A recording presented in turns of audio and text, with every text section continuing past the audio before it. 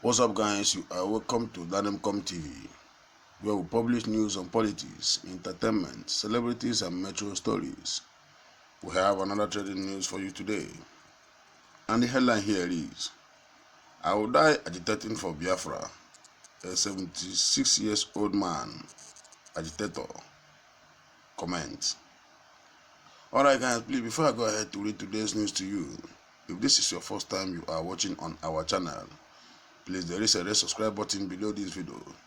Just go ahead, hit that red subscribe button and then click on the bell icon beside it, so as to be the first to be notified whenever we publish news in the future on this channel without you missing any news again. Now the news in detail. It has come to our notice that Chief James, a 76-year-old man, an elderly member of the proscribed Indigenous People of Biafra in the local government area of Ebonyi State, tells Edward Nachi why even in his old age he has been involved in the struggle for an independent Biafra state. Our correspondent went to his home, and in a question and answer being leveled to him, here is the question and his response. Now, when our correspondent met him at his hobby, first question goes: what was your experience during a military operation that was condemned as Operation Python Dance II in the southeast in the year 2017, which led to the proscription of the Indigenous People of Biafra? The experience was very bad, according to him, and was very ugly because of the way we were treated by the military and other security forces. We were badly treated and not allowed to exercise some of our fundamental human rights. Our freedom of movement was curtailed, and there were a lot of other infringements of our rights. But not just the members, as the same ill treatment was meted out to our leader, Mazi Nnamdi Kanu. All of us had dehumanized and an experience in the hands of the military. They treated us like animals, and it was as if they knew that what was planned against us at the federal government level. It hasn't even stopped yet. Even after the said Operation Python Dance was over, they still treated us as like animals. It wasn't a funny experience. Right from the period of the military operation till death, our members throughout the southeast have been top target for the punishment and different kinds of ill treatment. In Ebonyi State, for instance, if they see you as an IPOB member, the army or police will arrest you. Many of our members are victims of these arrests, and they are already in the custody of the military. Another question was thrown to Mr. James. He said, at your age, why are you still agitating for Biafra? I am still agitating and supporting for Biafra because of what I have seen in the past and what I see happening in this country now. The Fulani people treat us like nobodies. They treat us as although we don't mean anything to Nigeria. They see themselves as first-class citizens and see the Igbos and others as second-class citizens. This is wrong. If you consider the situation critically in Nigeria, you will realize that our culture and that of the Fulanese people are not the same. The way they think and reason isn't different from the way we do. They are all after the development of their region and people, while others suffered. Go to the north. There are good roads and there is electricity, factories and infrastructures. But here in the southeast or other areas, what do you see? They should allow us to have our own country, and we believe it will come soon, and we believe it will happen one day too.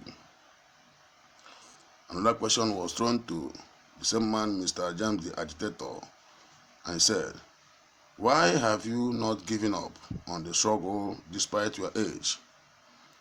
He answered and said, "I can't give up on the agitation for the actualization of Biafra.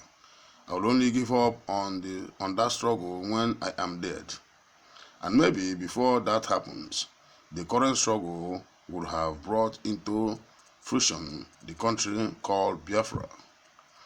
I have not even started and equally not done anything yet as my contribution to the struggle despite my services.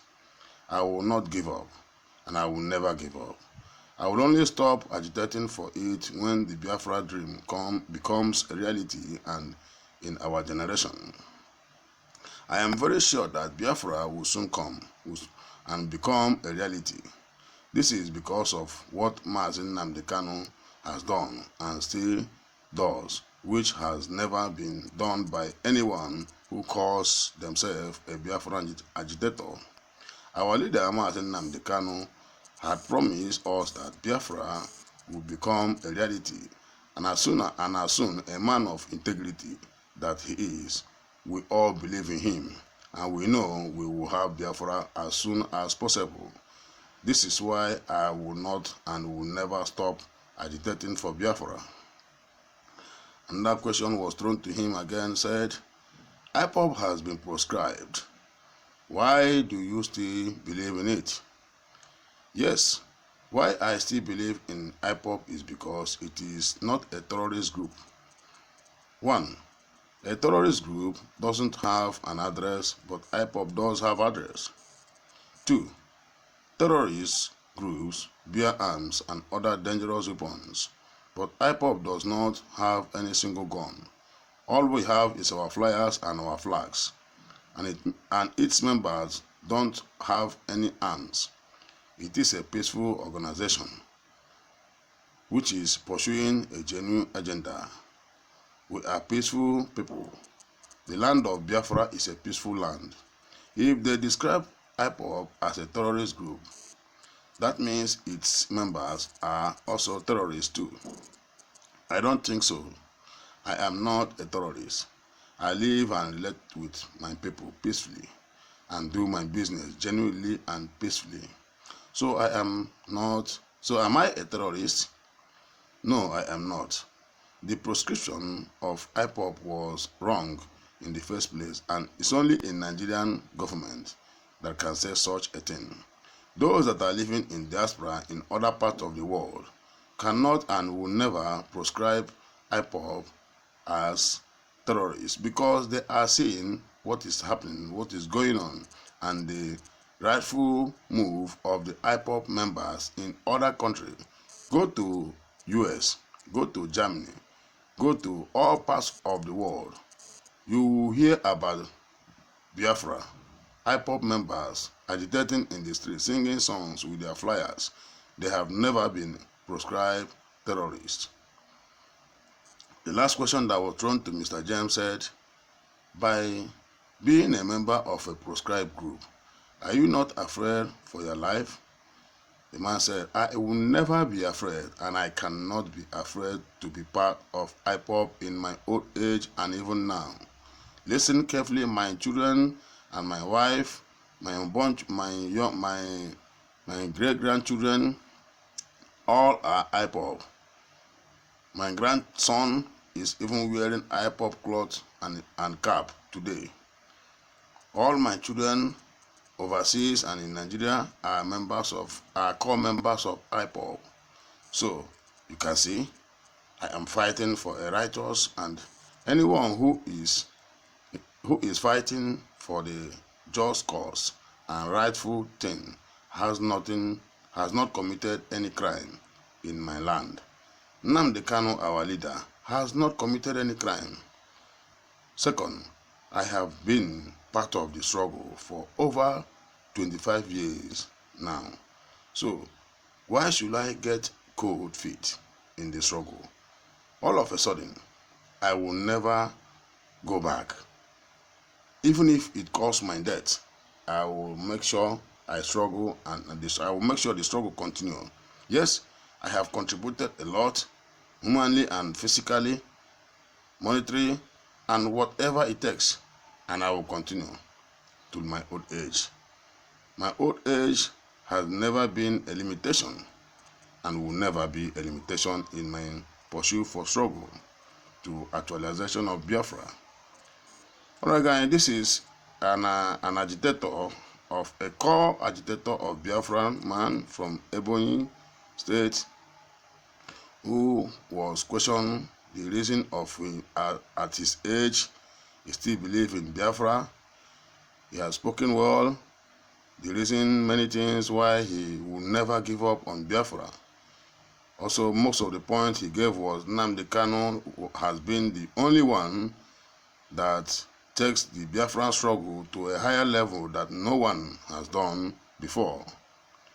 So guys, we have a lot of comments here. We'll read some of them, and also please do not forget to drop your comments as we go in together. Yeah, this is coming from Nnamdi Ukwachuku. He said, "Long live Sir James. Those who fight for the just cause of righteousness always receive victorious, either life or dead. Sir, we honor you. May Chukwukikobioma grant you long life and health at your old age as you follow us to pursue the actualization of Biafra, our land." Thank you, sir. We respect your courage, and we, your your children, will continue to give you strength in the pursuit of the actualization of Biafra. We are behind you, sir. This is coming from Makinde Olarun. Biafra Republic can be realistic if the Northerners continue with this selfless religion and tribalistic attitude. I am not a Biafran. I am a Yoruba man. So I mean, if this country called Nigeria and the Northern cabals continue in this their selfless religious act and tribalistic attitude towards the Easterners, believe you me, in no time this Biafran issue will be a reality. Yeah, my brother, we believe in such act. We are going home. Biafra is a realistic one. Thank you for this comment. A man coming from Yoruba land. This is coming from Emeka Onoha. This is an Igbo man. He said, "It is good to stand for something good. Your expectation, our father, will not be cut short as long as there is need for justice and fairness. We, your children, is standing strong. And we must make sure what come rain, come sun, come blood, come life, Biafra is our land. Whatever that happens, even if they lie, let them kill Nnamdi Kanu, we must continue. Biafra must be actualized in our generation time. Sir, we thank you at your age. You are still giving us courage, not those old cabals in Ohanes and Igbo who does not think good for us, the young ones. Sir, we adore you. We honor you. We respect you, sir. What you ask for is not against the norms of man. It is for goodness of your children, and Biafra is ours." He said, that was a comment from Emeka Onoha. Alright guys, there are a lot of comments here. We have to take only one, and because there are a lot of them here. This is coming from Ezenwa Udo. Ezenwa Udo said, "You will live long, sir, to witness our liberation from the zoo called Nigeria. They will open their eyes and see us going like the Israelites did. Yes, Israelites suffered many years in Egypt. They suffered and they were humiliated. Their suffering has not. We have not suffered what Israelites passed through. But today, where are the Israelites? But they have their freedom. Came one day. Biafra, our land, will soon come. We have the hope. We have the courage. We have the strength. We have the mentality. No matter what the enemies are doing, we are going home. Soon we shall go home. We are fighting for a just right, a just cause, and God is with us. Nnamdi Kanu is our leader. He is leading us well, and he will lead us to the promised land. He say, alright guys, you have heard it all. The old man, the 76-year-old man who has been agitating for Biafra since 25 years and still believe in Biafra at this point in time, even at his old age, he didn't give up. And we, the young ones, the young youth, will never give up. And many comments we have read before you, Lord. I will ask you, we encourage you to drop your comments. Please do not forget to do that. And also, as you go, do not forget to hit the red subscribe button below this video and then click on the bell icon beside it so as to be the first to be notified whenever we publish news in the future on this channel, Agitating TV, without you missing any news again. Thank you.